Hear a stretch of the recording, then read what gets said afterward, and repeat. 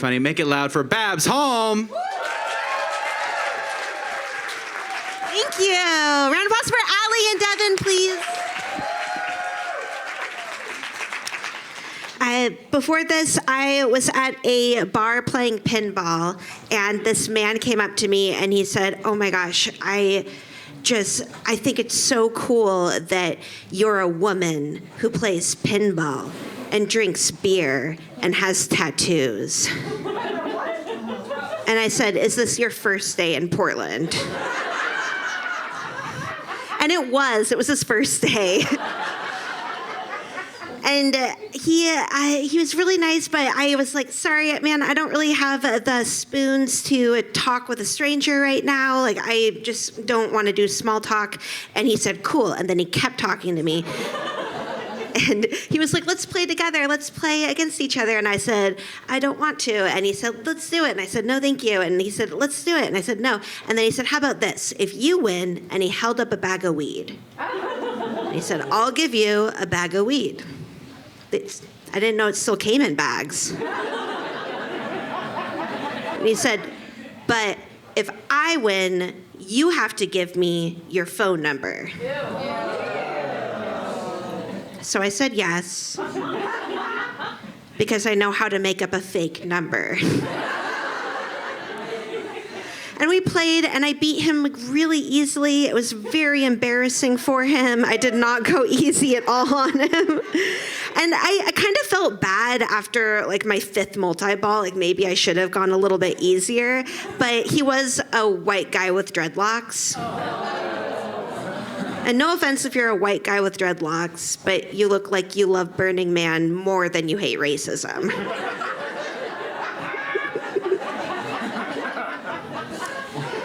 I was walking down Burnside and I saw a sign that said laser removal, but the sign wasn't next to anything. And I was like, damn, they're really good.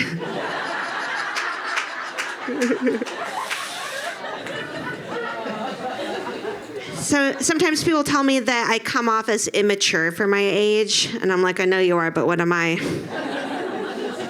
I don't actually think I'm immature. I think that I just have a lot of special interests that I found when I was a child and I never grew out of. Like, I'm still really into Sailor Moon and Buffy the Vampire Slayer and helping my dad regulate his emotions.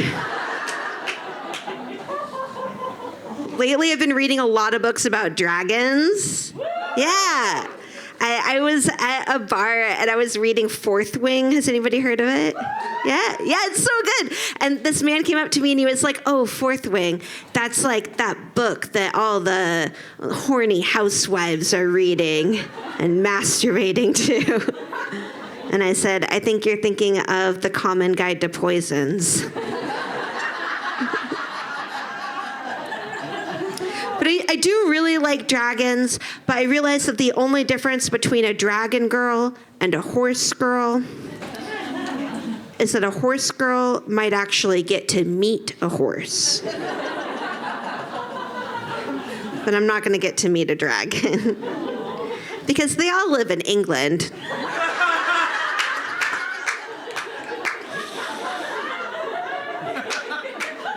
I'm just kidding. I know they're extinct.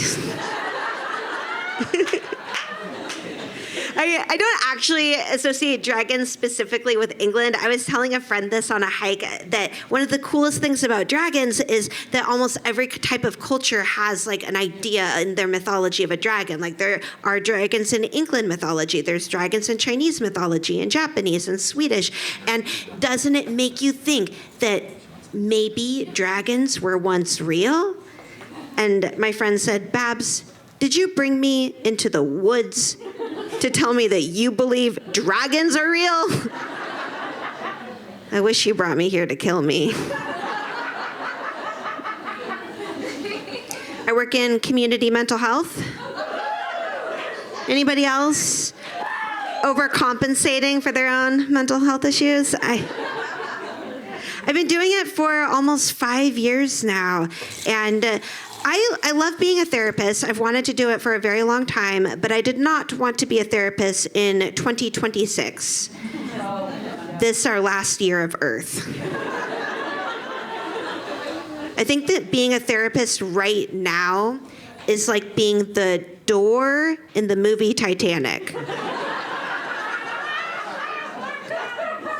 Because I'm sinking under the ice water and I'm cracking under the pressure and bits of me are falling apart and I'm like, I can take more people. I can handle more people. Give me more people. I can do it. Give me more people. And then at the end of the day, the only person I'm able to save is the rich white woman.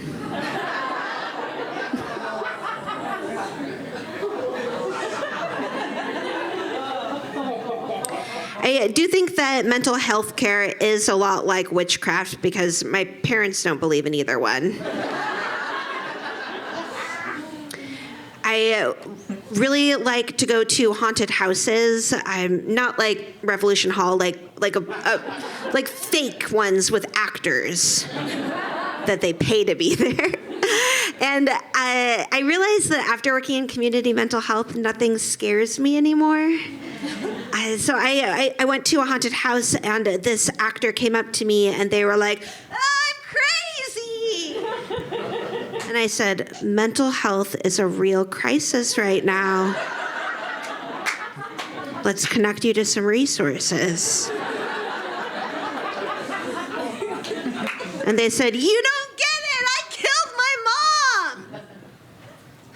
Helping a parent go with dignity. Such an honor and a labor. Let's process. And they said, no, you don't get it. I escaped from prison. Good for you. Fuck the prison industrial complex. ACAB.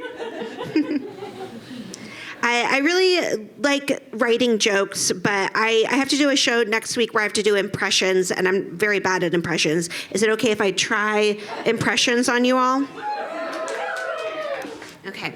I wrote an impression of my mom because she and I have the same speaking voice. We both grew up inside of a helium balloon. This is my impression of my mom, Jane Holm. Hi, my name is Jane Holm. My daughter, Barbara, she's pretty good at impressions. She's pretty funny. This is my impression of my daughter, Barbara, when she was 15 years old and she thought she could grow up to be a stand-up comedian. Hi, my name is Barbara, and I'm 15 years old, and I'm very funny and very good at impressions, and here's my impression of myself when I was 5 years old.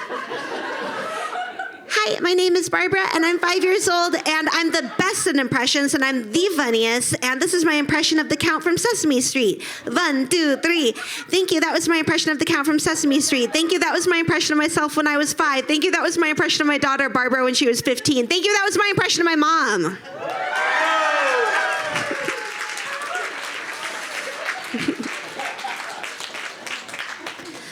I read an article that said that the taller you are, the shorter your life expectancy is.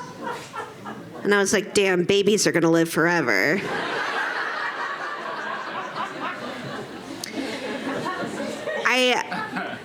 I really love you guys, and I hope you guys love yourselves too. RFK Jr.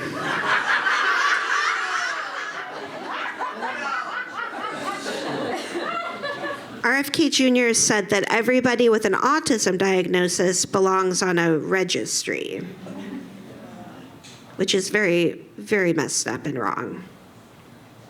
Who would want me as a wedding gift? Thank you so much. I love you. Goodbye.